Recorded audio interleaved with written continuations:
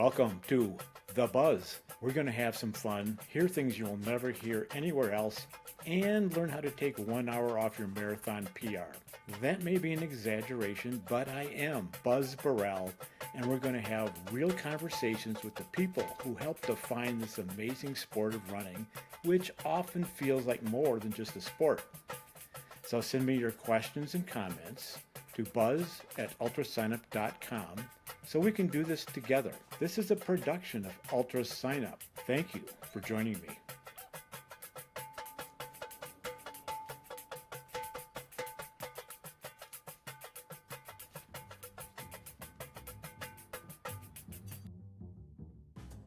Arc'teryx is the revered manufacturer of mountain clothing and is continuing its big push into running shoes with the new Nivalis, a shoe especially for winter.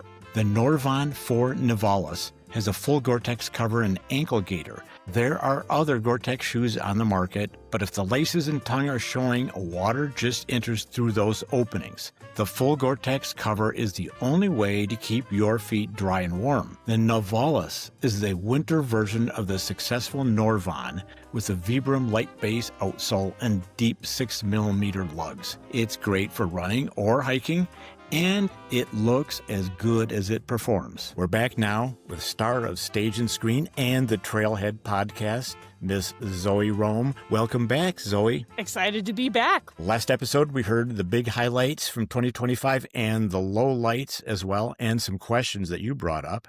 So please, everyone, go back to that if you missed that episode. This episode, we're going forward, relentless forward motion into what's coming in 2026. Again, we're going to be hearing from Scott Johnston, an exceptional, experienced coach, Craig Thornley, the race director for the Western States 100, and Allison Mercer, manager of fastestknowntime.com. But Zoe, we're getting starting with you. We're going to kick off the 2026 end of year episode with you.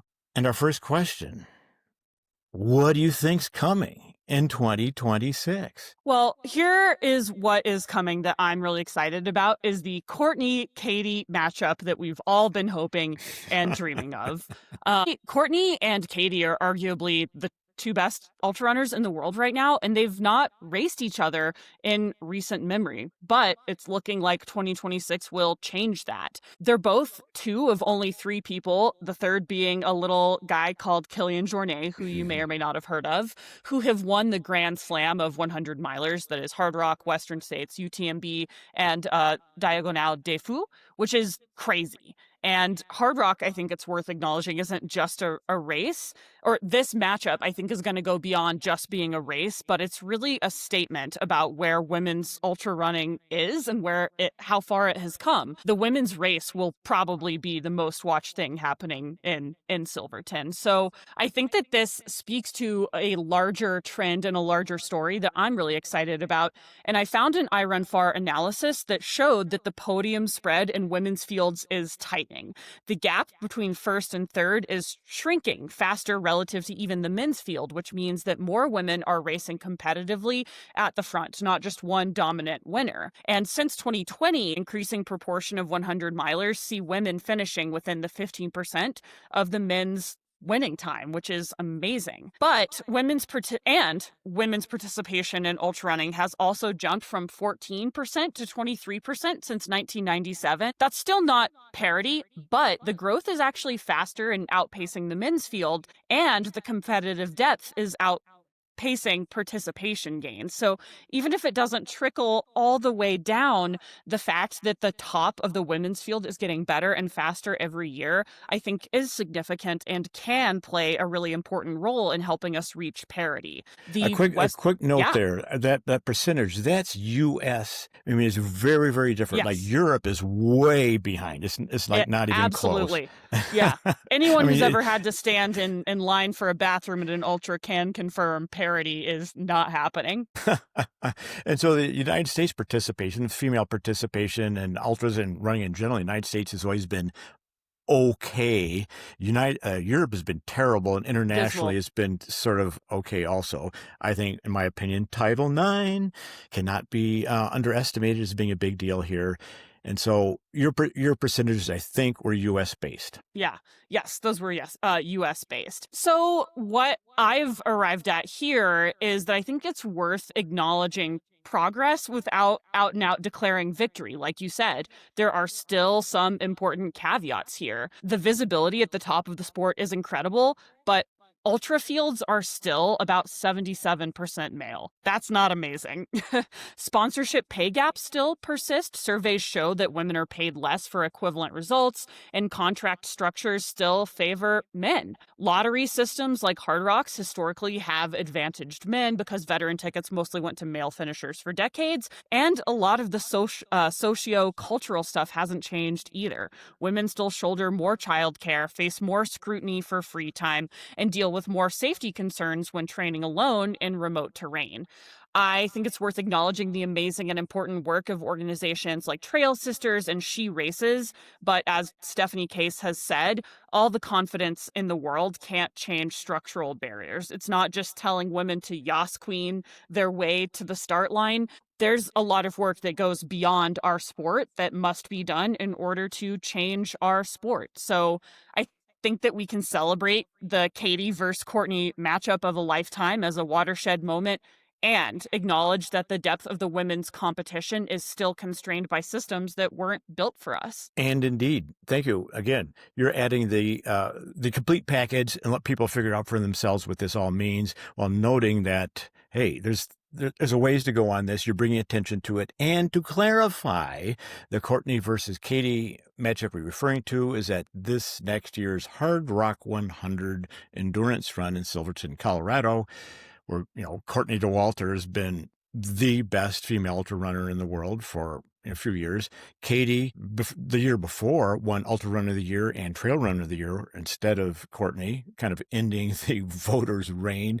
And I should mention, at Hardrock, there's a woman named Tara Dower. And I feel like I've heard a little about her. Right. So I'm just you're trying to spread the love a little bit here, because at an event like Hardrock, anything could happen, anything could not happen. And so I think a lot of people are going to be looking at the overall record holder for the Appalachian Trail FKT at upcoming Hardrock 100. Yeah, exactly. And again, I think that the main headline here is celebrating how amazing women are and how they're redefining the sport. And hopefully that gives us all a little bit more of a tailwind to continue to chase parity and acknowledge the progress we've made. Great. I like it. Thanks. We'll look forward to seeing this in 2026.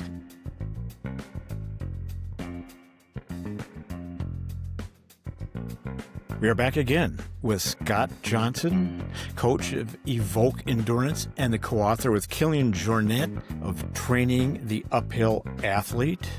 Well, thanks again for joining us, Scott. And your perspective as a coach is really valuable. We're really happy to hear your perspective because it's different. It's coming from a different place than a lot of other people in the ultra running world. Here's my subsequent question for you, Scott. 2026. Are you ready for 2026? Because what do you think's coming? Well, I think that what we're going to see is the more use of data analysis in both in the training and racing side of things.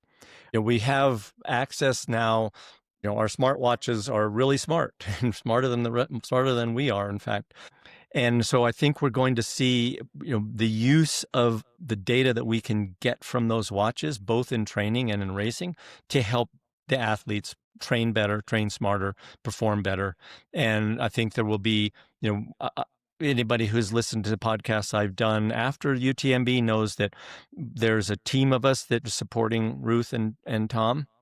And one of those key positions for UTMB was a data analyst who helped us use artificial intelligence to help plan pacing strategies for them. And so, and it's not perfect. I don't mean to say that there's, the human element, especially in an event of this length. There's too many variables. Even if you can create, 1,000 different let's say what they call clones of Ruth to run that course in an AI model, you still can't cover all the variables that will occur. And so, but I do think there'll be more and more use of that kind of technology going forward especially by high level athletes who have access to that kind of information. I mean, just something as simple as Strava's grade adjusted pace. That right there is an interesting tool for athletes to use to evaluate, let's say, for instance, when to start walking and stop running. How steep of a hill do you do this on? Wow, At what I grades like it. does it make sense to shift from running to walking? More data. This is Yeah. Ruth Croft and Tom Evans had through your team a data analysis. That's very interesting. And so you could help on the pacing charts.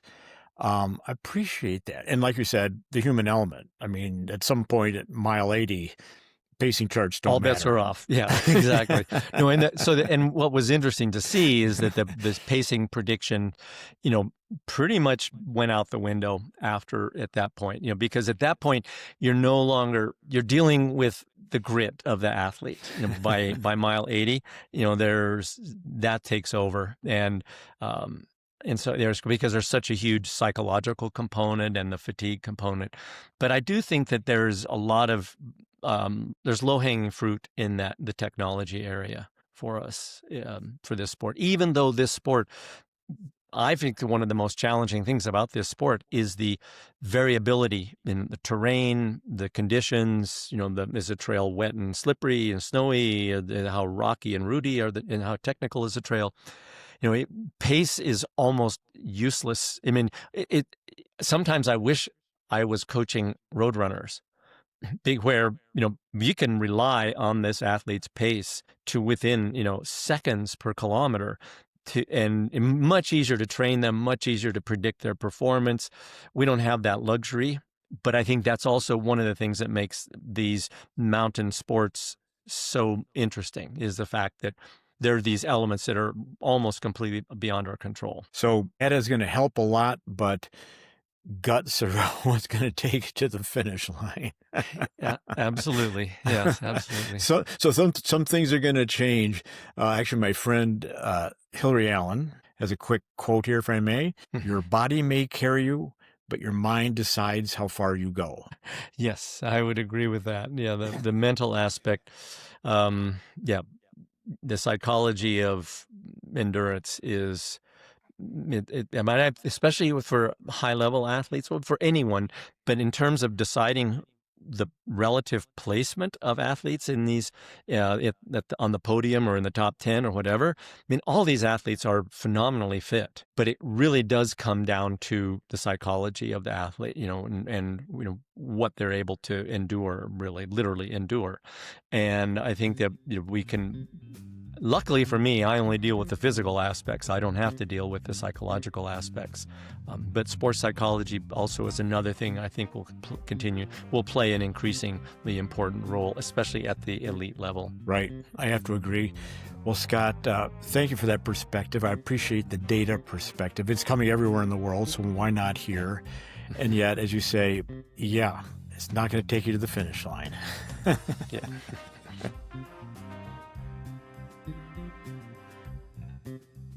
We are back with Craig Thornley, the race director of the esteemed Western States Endurance Run. Craig on last episode, had fantastic perspectives on 2025. And as a leader in the sport, absolutely, with the UTMB group tie-in and the Progressive Board of Directors in California, Craig's got his finger on this sport. So, Craig, what do you think is coming? What do you think we're going to see in 2026? Well, I'm going to give you a Western state specific example, and then a bigger picture outside of the world that I live in on a daily basis. So we have been working on this reroute in Granite Chief Wilderness this will be the 4th year, I believe. It's almost $2 million project, driven primarily by the oversight is the Forest Service, and we have $1.2 million in Great American Outdoors Act funding And then the rest of that is private funding. Some of it comes from the Tevis organization, some comes directly from us. And then we have a private donor who's putting the big chunk to get it to 2 million. It's an amazing project. We had some delays because of government shutdowns, and then Doge last year messed us up, so we couldn't sign contracts early enough.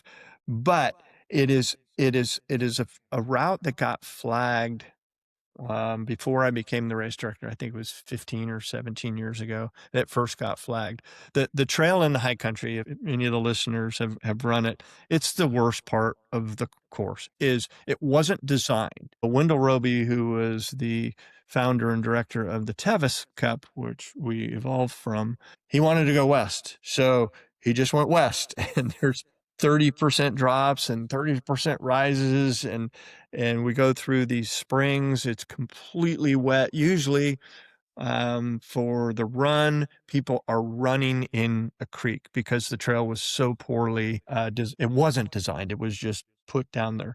So this new trail is going to stay above all the bogs. It's going to be this beautiful descent, basically from the time you get over Immigrant Pass at the start to Lion Ridge, the first aid station at 10 miles. It's going to be basically this much higher elevation trail, 6% drop, and coming right into Lion Ridge aid station. And the views are crazy. We've been sharing a lot of pictures, and the amount of volunteer work has been just amazing.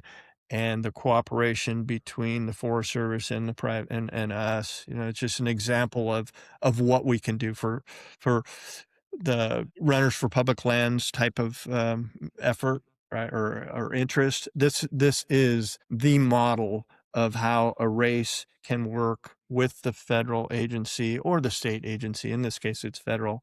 To do some really incredible stuff that benefits way more than just the race. This is going to benefit the general public who uses Granite Chief. Excellent. Will this come online in 2026? Well, that's the goal.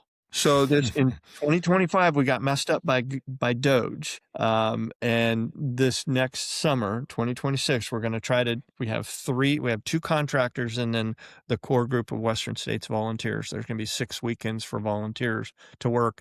And we're hoping to get the whole trail done so that we can use it in 2027. That's what I want to see happen in 2026. Your question was, what do I think is going to be big news? That's going to be big news. Walmsley has already said, I want to run this last year on the old course because the new course is going to be so much faster. I hope he actually does come. But I think Craig, 1 second. So the construction will take place in 2026, and it hopefully will be used in 2027. That is correct. Yeah, and Gotcha. this will be the 4th year working on this. So it's been a long time coming. We've been working really hard on it. On the bigger stuff, what I'm wondering now if the announcement of these 2 races, Broken Arrow and Big Alta, and the significant prize money for both of those. Western States doesn't have any prize money, but we've had a few races over the years, like the Ultra Race of Champions, UROC, and Run Rabbit Run that had prize money, but they never really, it didn't start a trend, or it didn't, I don't hear people talking about the prize money, but it kind of feels like maybe there's a shift coming, and there'll be more races with prize money for the professionals. Obviously, the brands have to come up with the cash to do that. And races like Western States are a nonprofit. I don't know if we'll be able to follow suit, or will we have to follow suit in order to keep the elite fields that we get. I think it's going to be interesting to see how those 2 races in particular do. And what happens with the other race. That's very interesting, because I think there's no question that Western States Endurance Run is the premier ultra event in North America. Worldwide, it's rivaled only by the Ultra Tour du Mont Blanc, that particular event, not the 60 other events. at last count. And of course, Hardrock 100 is in there as well. But you're a premier event, so you are noticing that giant kick-in that Nike ACG made to Gorge Waterfalls, $75,000 in prize money. And your neighbor in Tahoe, of course, it was literally the weekend before Western States starts, Broken Arrow, a $150,000 prize purse. That's a chunk of money. That's unprecedented in the sport of trail running. Yeah. So you're right. It was Gorge, not Big Alta. It was Dylan's other race. Yeah. Yeah. That news just came out, right? They just announced that a week or so ago. Yeah, those are big. Broken Arrows, that one's really big. That one, yeah. Hardrock is in a similar situation as us, although they don't have the depth of the elite field. But they're a nonprofit. Would they be allowed, or would their board want to go to this for prize money model? Western States did have prize money in the 80s, so it's not unprecedented for us. We'll see how this prize money. Well, right now it's a sponsorship business model. The sport of trail running is very unusual in that regard. It's not a prize money model, and so prize money isn't how top runners earn their living. They are sponsored. It's a very different model than almost any other sport. And since States is such a premier event, the marketing directors are happy to see their athletes go there and get the clicks. Yep, absolutely. Will that always be the case? I don't know. But it is the case right now. More snorkels. So if, forget the prize money, just make everyone wear a snorkel to cross the river.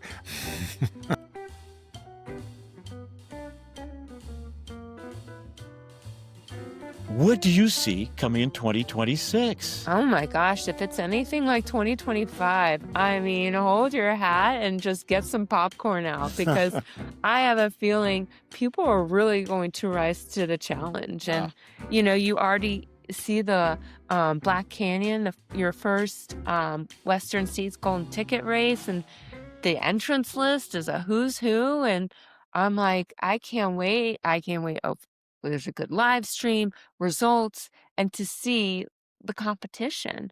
It's also interesting to see the more transition of, like you talked about with Molly's Idol, elite road runners coming to trail. Mm-hmm. And then vice versa, elite trail runners going to roads, like Courtney DeWalter. Right. Courtney just did 2 marathons this fall. It's unbelievable. Pretty good times. Oh, 2:38. I'd take that. I would definitely take that. Not too shabby. So, with the Olympics not till 2028, you have no world championship for these athletes, for road and track athletes. You see them probably go outside their comfort zone, do something a little different. I hear rumors of Grant Fisher doing a half marathon.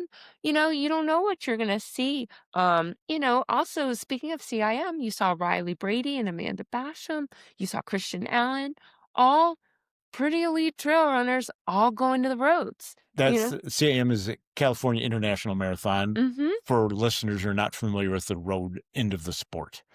Yeah, so we'll see, see if people are successful. You also have Des Linden, that was supposed to be a Tunnel Hill. She got a little bit of an injury. We'll see what trail, or maybe in a road ultra, she chooses in her next adventures, now that she is post-elite marathon racing. Right. So you're seeing more fireworks for 2026. Oh, I'm getting them out. It's, you have Christmas in July. We're going to have July and Christmas and have, 4th of July fireworks going on. All right. Well, here's an interesting thing I'm noting for it's getting bigger and bigger. Everyone knows Barkley. Barkley's become iconic, literally iconic. 3 movies made on it. But Gary Cantrell, in my opinion, his lasting legacy is going to be the backyard. Why is that? Do you realize how prevalent these are? They're massive. They're everywhere. There's going to be one Barkley. people have tried to emulate the course. It has never been successful. It's only belt buckle Tennessee, but backyard ultras are everywhere. Amazingly enough, the recent live stream on the YouTube channel had higher viewership than most UTMB World Series events, including the one that Jim and Killian were at. The backyard had more than that. That's insane. That's insane. More than the Golden Trail series on YouTube. So this is here to stay. They're all over the world now. It's wild. Even I remember during COVID when everyone did it virtually, I tuned in just to see people on their treadmills or going outside. It is wild. And for how long they go, it's insane that they're going day after day after day. You want to talk about zombie walking? It's just incredible. It is incredible. And I have another thing, a broad viewpoint on what's coming in 2026 as well. We talk about professionalism. We're talking about the greats of the sport and how the standard is going up and so forth. But you and I are in the media. Does anyone else care? It's an interesting question. The 98% of the runners, do they care about what the pros are doing? Because the interesting thing about running, unlike hockey or football and things like that, running is not a spectator sport fundamentally.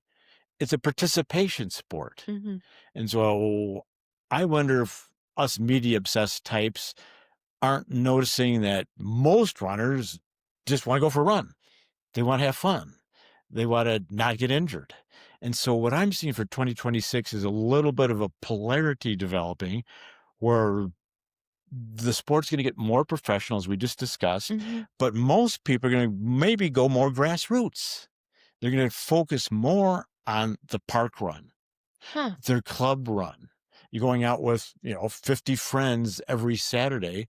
And so I want to pay respect and honor so many, literally millions of people who are going for a run tomorrow morning before they have to go to work. Oh, yeah. And I'm saying they're going to be just as important, if not more important in 2026 than the big name sponsorships, the everyday people, the people listening to this podcast. Good for you. Oh, for sure. And it's amazing to see the rise of the run club. You go in any major city. I remember being in Austin, 5 a.m., going for my run and seeing 300 people going past me right down, on Lady Bird Lake. I know you talked to Molly about seeing so many people around a track. I can totally see it. New York, LA, DC, all over. London, you're talking about crazy park runs, but it's great. It's showing that people want to get after it and see other people. They are, right. So good, remarkable point. So 300 people, you saw jogging around or running around, as the case may be, Ladybird, like, Austin, Texas. So 369 will be in Western States 100, one of the most famous ultra races in the world, and 145 will be in Hardrock 100. Half as many were in this club run. And I also want to note, again, going back to our professionalism thread that we started a while back, those professionals are paid for entirely by those 300 people running around Ladybird Lake because they're buying shoes. They're buying 5 pairs of shoes a year. So they are the core of the sport. They are the drivers of this sport.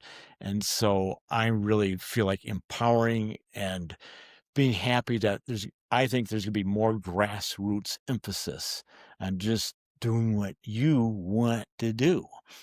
I think a little differently. I think it's really cool when athletes do a YouTube channel, do a TikTok, do a podcast where you get that. And maybe it's me and I'm biased. I love the behind the scenes.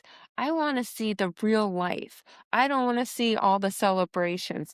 I want to see the nitty gritty of what goes in. It's fun. Like someone like Connor Mance, shows his Strava every day. You know what Connor's doing.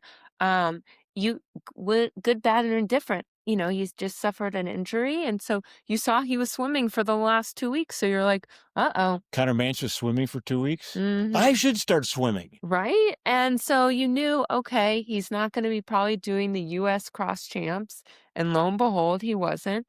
And his training partner, Clayton Young, does a great YouTube chronicling his, training, getting ready for Boston, getting ready for the World Championships. And it's cool because, once again, I'm not up there in Provo day to day working out with them, but to see that perspective of what they put in is pretty incredible. And the viewership is there because you see sponsors backing it up Oh. and you see the numbers. And, once again, I'm also tuning into the Western States live feed, UTMB, even Cocodona, though sometimes it can get a little boring, but you just pay attention.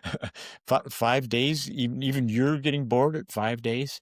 I mean, sometimes it's good to have something in the background while you're working. And also, it's become more and more competitive each year. Yeah. Having, like you said, Courtney DeWalter there, Rachel Entrekin, Dan Green, someone that is, pretty well known for being a fast guy and 100 miles, like showing up at a 200-mile race and really showing out. Okay, the top end is still exciting you quite a bit, and they can inspire everyone else. Hearing that Conor Mantz has been swimming for 2 weeks. I've got my Achilles injury, Yeah. as you know, so maybe it's time for me to be inspired and educated by Conor and benefit from... I mean, yeah. If Connor can do it, anyone can. And you know what? They're just like us.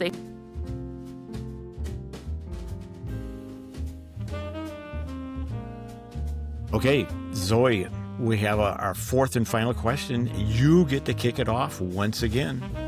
We've reviewed 2025 and what you're predicting for 2026, but what would you like to see or recommend for 2026? And you've kind of alluded to this already with women's parity, but now you can kind of cut loose on what you would like to see. Cutting loose is exactly the right way to do this. So what I want to see is more charismatic megafauna. So I think that trail running's cultural relevance right now is pretty dependent on maybe 5 people. And the sport has built a system that makes it a little difficult to develop even more personalities or personas that might bring more folks into the sport.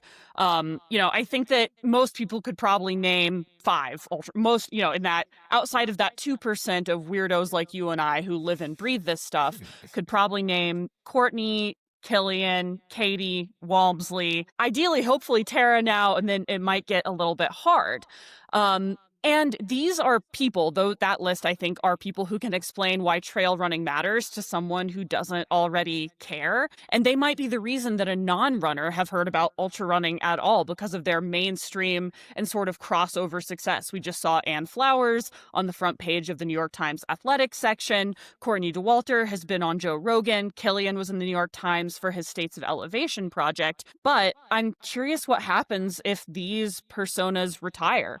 Is there a pipeline for additional stars in the sport?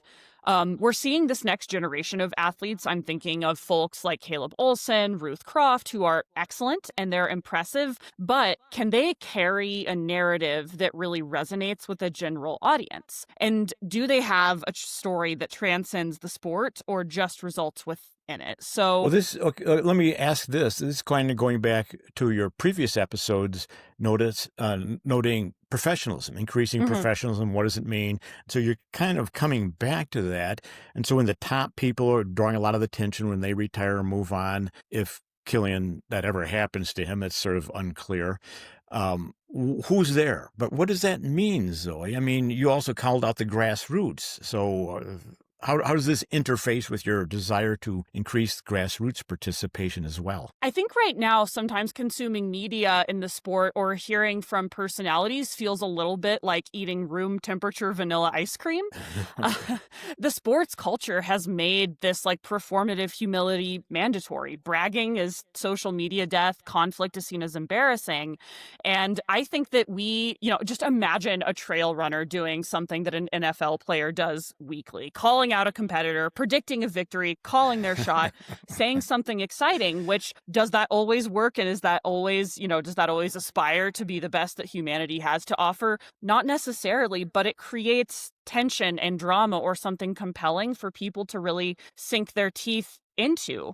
And what we're seeing is that every individual athlete is basically functioning as their own small business. Every Instagram post, interview, every race is a job application or a performance review, and you can kind of see them running scared. So the rational move on most athletes' part is to be brand safe, positive, uncontroversial, professional, like just, a warm glass of milk. Well, your analogies are fantastic. I mean, maybe you should coach. You should coach. You should do brand Zoë coaching. Rom, personality coach. Exactly. Well, that would accomplish the goals that you're kind of looking to see, which is getting a little bit away from the warm vanilla ice cream.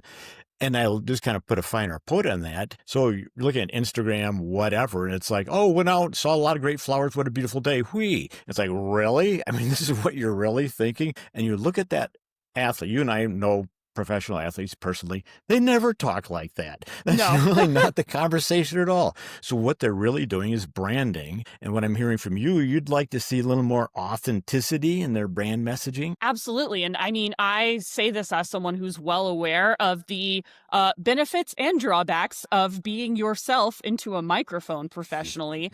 I've weathered my fair share of little social media shitstorms, and I understand people's reluctance to be like, this is me on the internet. And I think as members of the media, if I may be so bold, is that we're complicit in this to an extent, because the way that we talk to athletes, if you listen to podcasts or many podcasts, newsletters, all of the whatever it is that wherever people are consuming their trail media news, oftentimes we're talking to athletes immediately post-race when they're just destroyed and barely coherent, or we're interviewing them in the lead up to a race where they're locked in and the most interesting thing they have to say is, I'm going to execute on my race strategy.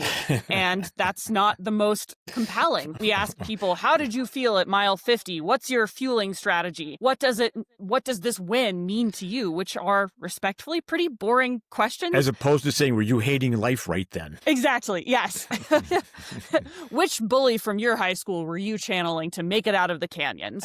And so when we ask these boring questions, we get predictably boring answers, and then we publish boring content, and then we wonder why nobody has personality and why there may not be a robust pipeline. So I think it would be interesting if we interviewed more athletes about their marriages, about their money anxiety, about their actual opinions about the sport's direction, rather than the sort of milquetoast interviews that we often get. And I think that it comes down to us to create formats where people can be humans instead of quote machines and like just vending machines that spit out little sound bites that kind of sound like something they read off the backs of a thing of tea, off the sidebar of a box of tea.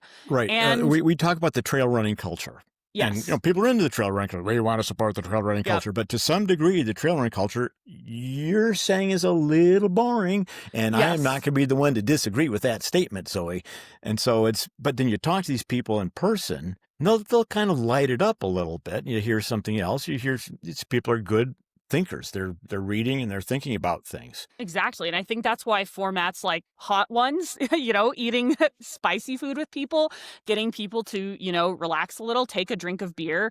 We have to be more imaginative with our formats, because I think there is a little bit of a selection effect or a selection bias in ultra running, because I think that sometimes the type of person who can run 100 miles is a fairly specific type of person. They might over-index on things like obsession, focus, pain tolerance in ways that might correlate with some amount of emotional reserve. And the type of person who's good at being alone for 30 hours may not always be the type of person who is audiogenic enough to just crush it on a podcast. So I do think there's a way where our sport selects for people who aren't naturally performative or charismatic in the ways that, maybe the Kelsey brothers are. And sometimes the skills that make you good at ultras aren't always the skills that make you good at being a public figure, which is fine, except for then we've also built a media infrastructure that needs them to be both. And you, of course, the notable exception to these two rules.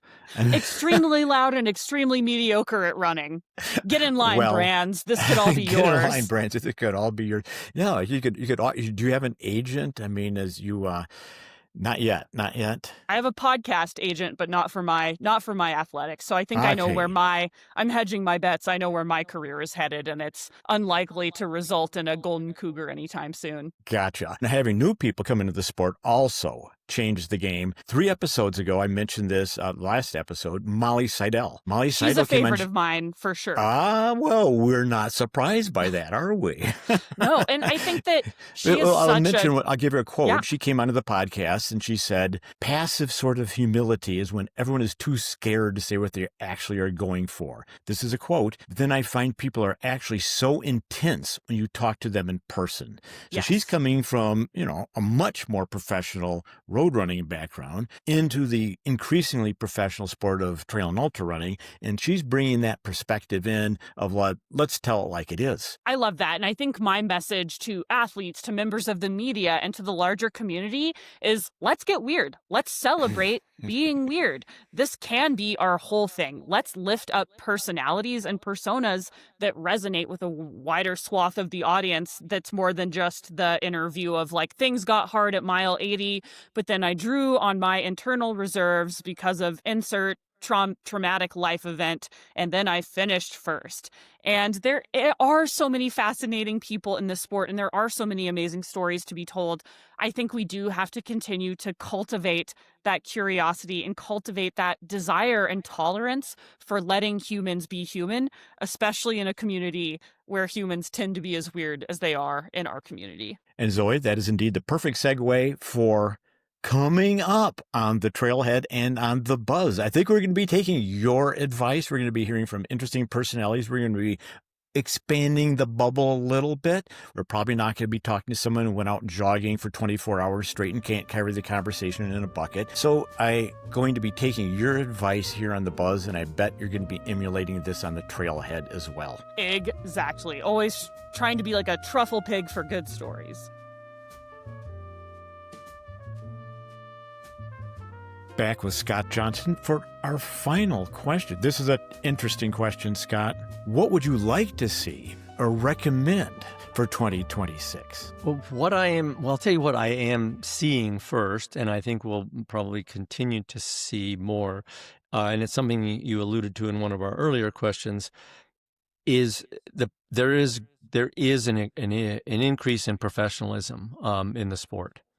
And in my relatively short history in this world of ultra running, I've seen a dramatic shift over the past 10 years of, I think most of the people who are involved in this sport love to be out running around in the mountains. And I'm totally sympathetic to that. But that's not what is just going out and running around in the mountains and running a lot in the mountains used to get you on the podium.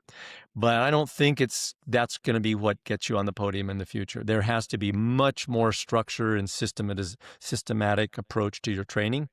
Much like, and again, I'm going to go back to the sport that I coached for so long, cross-country skiing, where to be an elite athlete means you have to give up a whole lot of things that you like to do in your life. And this is your job, is to perform well in this sport. And it doesn't mean that every run you do or every time you go out on your skis, it's a social occasion and fun. No, it's work. This is a job. And in what I used to see with the skiers is like when the racing season was over, in mid-April, they needed a month to go play because there's all these things for the past 8 months that they have not been able to do. They're not more than 8 months, the last 10 months or so. They don't get to go rock climbing. They don't get to go kayaking, or they don't, whatever it is, they don't get to play. They have this job that they're doing. And so there's this delayed gratification. And I think that what I saw when I first got involved in shifting over from skiing to running was, no, these people want instant gratification. They want to go out and hang with their friends and have it be a social occasion, which again, I'm all in favor for if that's what you like to do. But I think if you want to compete at the highest levels in any sport now, but even in this sport, you can't train like an amateur anymore. You're going to have the cards stacked in your favor, and that means treating this like a job. If you're truly trying to be a professional. And I think we're going to see that level, that professionalism will creep further and further down the results page. People will be, it's one thing to see, Tom or Ruth, acting professionally, because this is truly their job. But I think we will see people further down in the middle of the pack beginning to pick up some of those cues of what can I do professionally, whether it's recovery status or, again, not every run is just going out in the mountains and having fun with your friends. In fact, I've even had conversations, Ruth is one of those people that loves to do that kind of thing. But what I have told her at some point, and maybe even more than once in our relationship, is, Ruth, you're going to have the rest of your life to go do that kind of thing. Go in the mountains with your friends, which is what you love to do. You have a very limited professional lifespan here in this sport. And, if you're going to achieve what you want to achieve, then you're going to have to put that, there's going to have to be a delayed gratification aspect of that. And I'm not meaning that everybody has to train like, or be like a monk about this, where they just eat, sleep, and train. I'm not saying that, but it does mean, and those people who succeed, they love that lifestyle. Right. Tom, Ruth, whoever, and again, the skiers I've worked with, they love the discipline and this application of, their all their talents toward this one end, knowing that maybe they got 5 or 10 years in which they're going to be able to do this and do it at a high level. Right. After which, then they can go out and mess around the mountains all they want. Scott, you had an amazing perspective. Coming from skiing into running, you said, well, the runners are kind of lightweights. I mean, they're out having a good time, and they did really long miles in the mountains. They got pretty fit, but they didn't have that commitment 100% that you definitely saw in many other sports prior to this. But now, if you're on the podium, what you're saying is that's what you're going to see in 2026 and beyond. And you said it's going to filter down. Interestingly enough, it's not going to filter down to me. Or me. Right. And I appreciate it. So I think I love your prediction. I love your expectation. And at the same time, as you just said, it doesn't necessarily apply to whoever and the only people it applies to are those who need it to apply. And so, for example, I'm going to still go out for long runs in the mountains and have a good time and go dancing every Saturday night. Mm-hmm. But if you want to be in the top 3, you're going to commit to it. And also, you mentioned in the previous episode, my episode 1 and 2 is Frank Shorter, and he said you got 5 to 8 years. Nowadays, we have seen people with really long careers in running in this sport, but at the top level, you don't see that usually. People like Killian have this extraordinary career, but generally, if you're at the top of the heap, it's 5 to 8 years. Yeah, and I think that it's probably a little better for the mountain runner than the road runner. I mean, I think especially something like the marathon, people, it's a pretty demanding, physically beats you up pretty badly.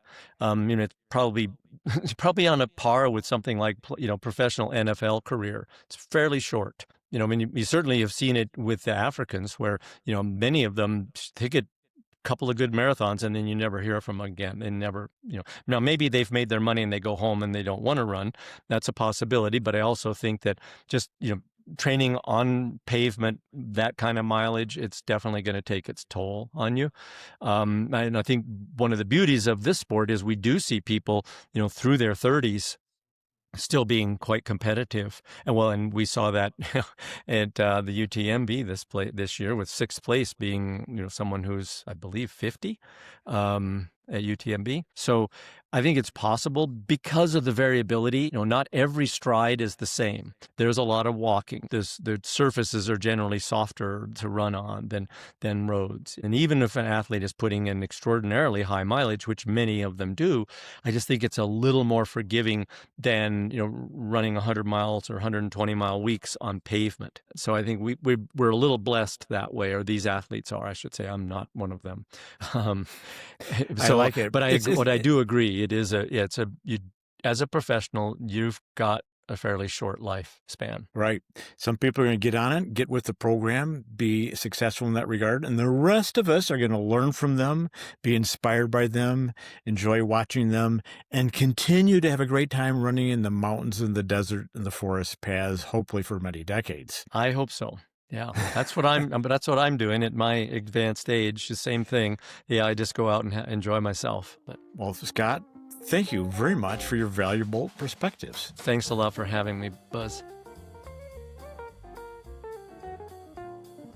Let's continue with Craig Thornley, race director of the Western States Endurance Run. Craig, now you get to offer your personal thoughts. What would you like to see, or what would you recommend for runners, the sport, for the world at large for 2026? Well, I'd really love to see Jim Walmsley try to get a golden ticket and come back and race with Killian and the other top athletes in 2026. I've heard both. I haven't talked to him personally whether he's coming or not, but I think that would be spectacular on the men's side. On the women's side, I think the Hardrock lineup with Courtney, Tara, and Katy. Wow, that's Right. come true for race directors to have those. And pardon me, but we're referring to the Hard Rock Lottery, which took place, a week before the Western States Lottery, I think. No, it was and- the same day. It was the Same day. Okay, there you go. Wow. And you can check it out, but the female lineup is all the heavy hitters. Yeah, absolutely. And I guess on the bigger, broader front, there was a lot of the UTMB backlash a couple years ago. I guess it was 2 years ago. They hooking up with Ironman and then taking over races. I spoke at TrailCon the first year about this, and I also direct Waldo 100K up in Oregon. It's an old school, as AJW referred to it, boutique ultra. We don't have a live broadcast. We don't have a lot of sponsors, and we like it that way. It's really well run and organized, and we had, I believe, 75 runners use that as their qualifier for the Western States Lottery this year. And I said at this conference, I was sitting next to Catherine Paletti, who's one of the founders of UTMB, with her husband, Michelle, and also UTWT and International Trail Running Association. They had their fingers in all of them. And I said, what UTMB is doing and Ironman is doing isn't going to have any effect on my other race, on Waldo 100K. And it hasn't. It has absolutely no negative effect. If anything, it's just brought up the level of the sport across the world. And I think that's proving out that these races, UTMB is not a threat to ethos of ultra running in the United States. What do they have? 3 races. They have Canyons, Kodiak, and then they just bought they tried to do the Santa Barbara one, Pacific. They just added one in Pennsylvania. They just added that one, so maybe there's 5 races. It's not that impactful, and all the goodness that we love as American trail runners, right? All our races still have that. It's not hurting. It's not a negative. It doesn't have a negative effect. A quick contextual clarification. Waldo is a golden ticket race, is it not? No, Oh, it's not. Okay. So it's not a qualifier for anything. well, it's a qualifier for Western States, but it's not a golden ticket race. So Gotcha. The elites don't race their way in, but Gotcha. yeah, it's an 18-hour qualifying time for Western States, and like I said, 75 people out of I think 30-something finishers used it as their qualifier for Western States. They run it, and it's totally fine. It's thriving on its own merits. Absolutely, and it's not negatively affected by UTMB. When the community was just up in arms over UTMB, this is gonna ruin ultra running in the United States. It hasn't done that, and it's not going to do that. And I hope at least American runners can see that we can live alongside. We can have these few big races that are really big. And we can still have the hundreds and hundreds of other races in the United States that are primarily volunteer driven, and they're not trying to make money.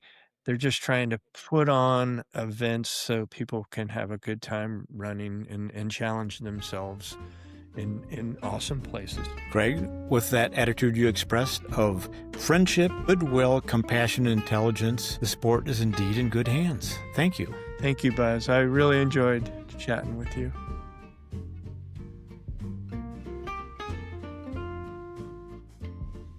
Well, Allison, to wrap up our last question, Yeah. that was what you're thinking is going to come in 2026. But what would you like to see come in 2026? What would you hope for?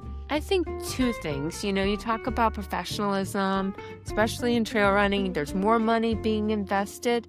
I want to see some more, maybe, I don't know if regulation is the right word, but I would love to see at a competition drug testing, as we talked about with our disappointment, just to make sure that if you're investing more money in the sport, these athletes are clean. Because sometimes when you have more money in the pot, especially with trail running, where yes, you have a lot of sponsored athletes, but you have a lot of up and coming that would love to have that kind of prize money.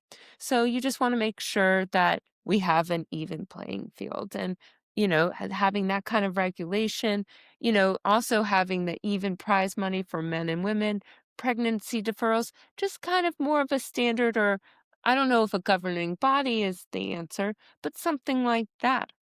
And then also, one thing I would love to see, and you and Camille talked about it a lot, is yes, trail running, ultra, 100 miles, 200 miles is sexy right now. There's a lot of money invested, there's a lot of eyeballs. But what about the road ultras? You just saw the world records like I talked about. What about sub ultras, vertical kilometers, your sky running? Why don't we talk about that? When we have these end of year awards, you have the ultra runner of the year. What about the sub ultra runner of the year? Right. What about the road ultra runner of the year? Why don't we have that?